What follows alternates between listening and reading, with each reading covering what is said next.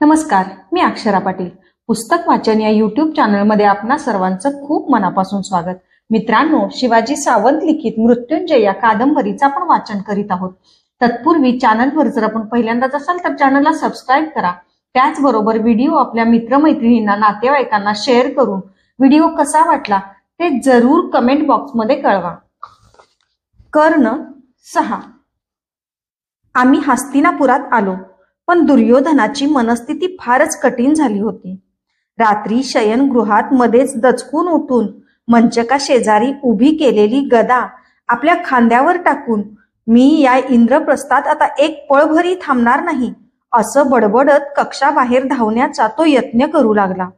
युवराज्ञी भानुमती त्यांच्या तप्त मस्तकावर शीतल पाण्याचा शिळकावा करून त्यांचे खांदे गदागदा हलवून तो हस्तिनापुरातच आहे याची त्याला जाणीव करून देऊ लागली. भानावर येताच पाठीवर दोन्ही हातांची बोटं गुंफून गुहेत फेऱ्या घालणाऱ्या वाघासारखा तो कक्षात फिरू लागे. मध्यानरात्रीही कधी कधी माझी भेट घेण्यासाठी तो मला प्रभंजनाकडून संदेश धाडू लागला. मी समोर जाताच त्याच्या दोन्ही हातांच्या बोटांची गुंफण अधिकच आवळली जाई. अनेक प्रश्न विचारून तो मला अस्वस्थ करू लागले. कर्ण, पांडवांच्या यज्ञात पशूंची गंती करून मी अजून जिवंत कसा आहे याचंच मला आश्चर्य वाटतं. क्षणाक्षणाला मरणप्राय यातना देणाऱ्या या कटू घटना हृदयात जागवण्यापेक्षा विष प्राशन करून मी त्याचा अंत का करू नये?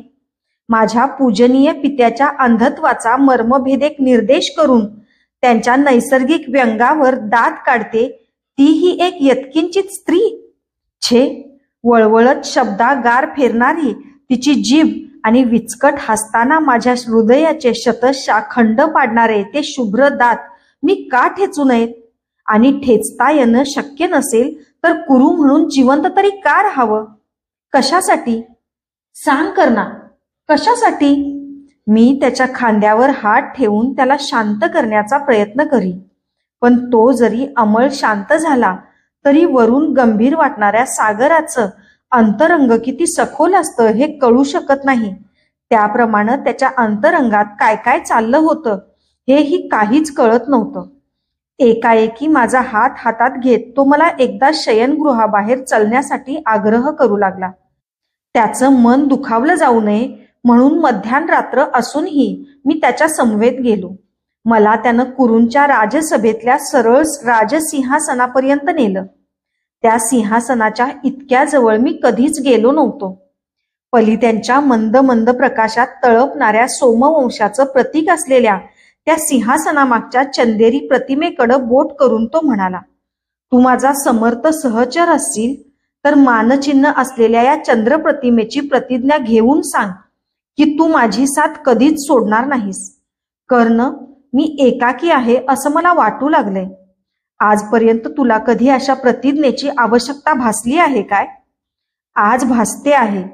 मला उपदेश आणि तत्वज्ञान नको, तुझ्या अखंड मित्रत्वाचं निखळ वचन हवंय. त्यानंच तुझं समाधान होणार असेल तर मी तुला ते देत आहे. मी त्यानं पुढं पसरलेल्या तळहातावर माझा तळहात ठेवला.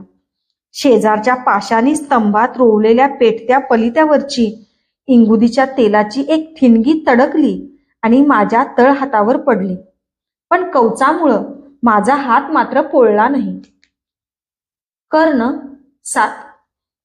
मी संधी मिळेल तेव्हा दुर्योधनाला घटलेल्या अप्रिय घटना विसरायला सांगू लागलो. विस्मरण हे एक मनाचं दुष्प्राय सामर्थ्य आहे. अर्थात हे सामर्थ्य सर्वांना सहज साध्य नसतं. मी त्याला भूतकाळातल्या कटू घटना विसरायला सांगत होतो, पण स्वतः मीच त्या विसरू शकलो नव्हतो. एका घायाळ माणसानं आपली दुखरी व्यथा सावरीत दुसऱ्या घायाळ माणसाच्या व्रणावर फुंकर घालण्यासारखंच होतं, पण मला ते करणंच भाग होतं. कधी कधी तसं वागण्याशिवाय दुसरं काहीच शक्य नसतं. एका सारथ्याची सून होणं मी कधीच मान्य करणार नाही हे त्या रूपगर्वितेचे विषारी वांगबाण मात्र एखाद्या बाणासारखे केव्हाही माझ्या मनाचा असह्य दाह करीत होते. मी संसारात रमलो होतो. 7 पुत्रांचा पिता आणि 2 सुंदर स्त्रियांचा पती असूनही द्रौपदीची स्मृती मात्र मला केव्हाही उरी बाण लागलेल्या मृगासारखी चित्कारायला लावत होती. स्मृती, स्मृतीला सुगंधी कुपी किंवा मयूर पिसं म्हणणाऱ्यांना काय कल्पना असणार की एका स्त्रीकडून अवमानलेल्या पुरुष योद्ध्याची स्मृती म्हणजे रखरखीत मरुभूमी असते. त्या भूमीतून केवळ प्रतिशोधाच्या दाहक ज्वालाच लहलहत असतात. त्या ज्वालात संयम, औदार्य, क्षमाबुद्धी यांचे कोवळे अंकुर केव्हाच होरपळून गेलेले असतात. काळाच्या उदरात बरीच वर्ष गडप झाली होती. काल ही मनावरचे आघात सौम्य करणारी दिव्य औषधी आहे असं म्हटलं जातं, पण मला मात्र तसं कधीच अनुभवायला मिळालं नव्हतं. या कालावधीत मला नेहमी आपण क्षत्रिय झालो असतो तर हा एकच विचार नित्य सतावीत आला होता. खरंच मी क्षत्रिय कुलात जन्म घेतला असता तर माझं जीवन कसं वेगळं झालं असतं. युवराज दुर्योधनासारखं, शकुनी मामांसारखं की शिशुपालासारखं हे सर्व क्षत्रियच नव्हते काय? त्यांच्यासारखं जीवन मिळालं असलं तरी ते मला आवडलं असतं काय? माझ्याजवळ हे आणि असले असंख्य प्रश्न होते, पण त्यातल्या एकाही प्रश्नाचं समर्पक आणि समाधानकारक उत्तर मात्र माझ्याजवळ नव्हतं. मी आणि दुर्योधन आम्हा उभयंतांचं जीवन दिवसेंदिवस अधिक गुंतागुंतीचं होऊ लागलं होतं. कुणी कुणाला आधार द्यायचा हाच प्रश्न होता. काही झालं तरी दुर्योधनाला सावरणं माझं कर्तव्य होतं. त्याला आनंदी ठेवण्यासाठी मृगया, जलविहार, रथांच्या कुक्कुटांच्या शर्यती, द्यूत अशा मार्गांचा अवलंब अटळ होता. मला स्वतःला मात्र द्यूताचा भयंकर तिटकारा होता. शकुनी मामा मात्र तो खेळ खेळण्यात प्रवीण होते. त्यांच्या गांधार देशीचा तो प्रिय खेळ होता. ते दोघं मामा भाचे घटकात द्यूत खेळत होते. मला त्या बटबटीत कवड्यांच्या नीरस खेळातील काहीच समजत नव्हतं. त्यात मनही रमत नव्हतं. त्याच्या शेजारी दुर्योधनाच्या आग्रहासाठी बसून तो कंटाळवाना खेळ मी नीरसपणे पाहत असे. द्यूताच्या त्या पटाकडं पाहताना माझं सर्व जीवनच मला त्या पटासारखं आहे असं वाटू लागलं. उभे आडवे केवळ 4 पट्टे. त्या पट्ट्यांवर वंचनेचे, अवमानाचे आणि अवहेलनेचे असंख्य चौकोन. एकदा खेळता खेळता दुर्योधनाच्या बहुतेक सर्व नरदा मारल्या गेल्याचं मी पाहिलं. एकही फासा त्या दिवशी त्याच्या मनासारखा पडला नाही. सगळेच फासे मामांना अनुकूल असे पडले. त्यामुळं स्वतःवर रागावून दुर्योधनानं खेळाचा पट सरळ उधळून टाकला. त्याच्याकडं हसून पाहत मामा म्हणाले, वेड्या, हा पट असा उधळू नकोस. मनात आणलंस तर याच पटानं तू पांडवांना भुईसपाट करशील. ते कसं शक्य आहे? त्या पर्वतासारख्या भीमाला हे 2 हाताचं वस्त्र आणि या 4 क्षुल्लक कवड्या कशा काय भुईसपाट करतील? आपले बारीक डोळे अधिकच बारीक करून काळ्या दाढीच्या दाट केसावळीतून डाव्या हाताची शिडशिडीत बोटं फिरवीत क्षणभर थांबून मामा म्हणाले, राजा, धिप्पाड असणाऱ्या गजराजाला एक साधा अंकुश कसा वटणीवर आणू शकतो? या 5 कवड्या 5 पांडवांना तशाच क्षणात वटणीवर आणतील. मामा, मी आजपर्यंत तुम्हाला बुद्धिमान समजत आलो, पण आज तुमच्या बुद्धीची मला खरोखरच शंका येते आहे. दुर्योधन यांच्या कल्पनेचा अर्थ न समजल्यानं त्यांना म्हणाला, भ्रमिष्ठाला भोवतीचं जगही भ्रमिष्ठच दिसतं. तुझंही तसंच झालं आहे. तू भांबावला आहेस. द्रौपदीनं केलेल्या अवमानानं गेल्या अनेक रात्री तुला निद्रानाशाचा विकार जडला आहे. म्हणूनच तू असं बोलतो आहेस. मामांचा प्रत्येक शब्द हृदयभेदक होता. मामा, मी अयोग्य काय बोललो? द्यूताच्या या 4 पट्ट्यांच्या पटात तुम्ही सलग पर्वतासारखे असलेले 5 पांडव गुंडाळण्याची अतर्क्य स्वप्न कशी काय पाहू शकता? या 4 पट्ट्यांच्या पटात केवळ 5 पांडवच नाही, तर त्यांची प्राणप्रिय पांचाली आणि राजमाता कुंतीदेवी सुद्धा गुंडाळून दाखवू शकतो मी. ज्यांना धाडसाची स्वप्न पाहायची सवय असते आणि जे आपलं प्रत्येक स्वप्न साकार करण्यासाठी झटतात, तेच वीर असतात. पण ते सर्व कसं काय शक्य आहे? स्वप्न आणि सत्य यात आकाश आणि धरती इतकं महंतर असतं. आणि कोणत्याही वीराची सर्वच स्वप्न साकार होतात असं नाही. तू राजा असूनही राजाजवळ आवश्यक असणारी व्यक्ती परीक्षणाची दृष्टी तुला नाही.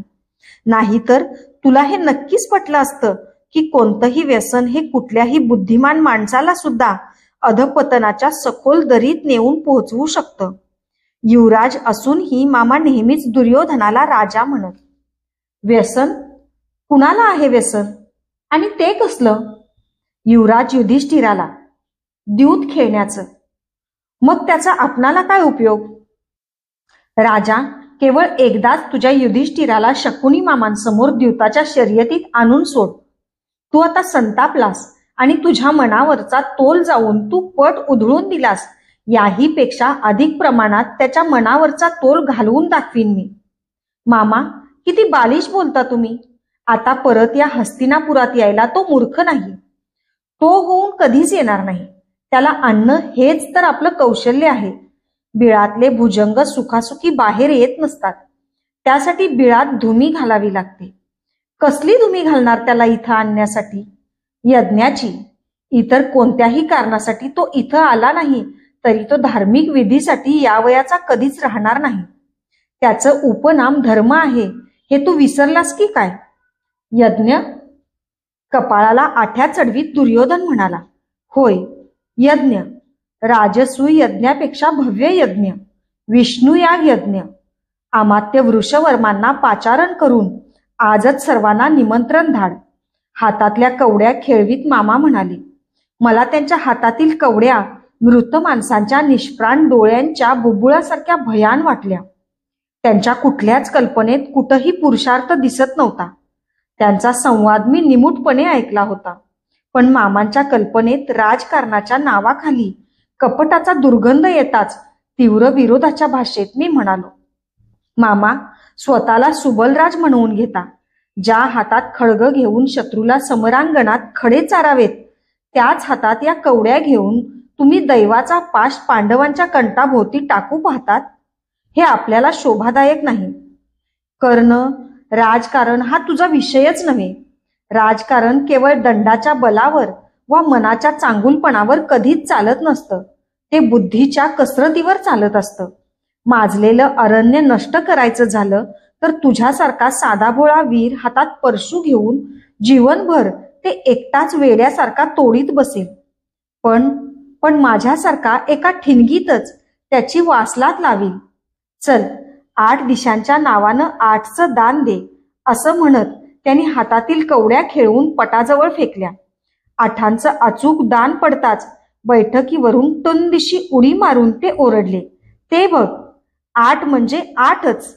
त्यांच्या कर्कश आरोळीनं माझं मस्तक सुन्न झालं. मामा म्हणजे पराक्रमी क्षत्रिय आहेत की द्यूताच्या अड्ड्यातील सराईत जुगारी, तेच मला समजेना. मी त्यांच्या बैठकीजवळून उठून बाहेर पडलो. माझ्या जीवनक्रमात तशी मी अनेक माणसं पाहिली होती, पण मामा त्यापैकी कोणत्याच प्रकारात बसत नव्हती. विचार करीत करीतच मी वृषालीच्या कक्षात आलो. आत शिरताच वृषसेन आणि सुषेण माझ्या कमरेला बिलगले.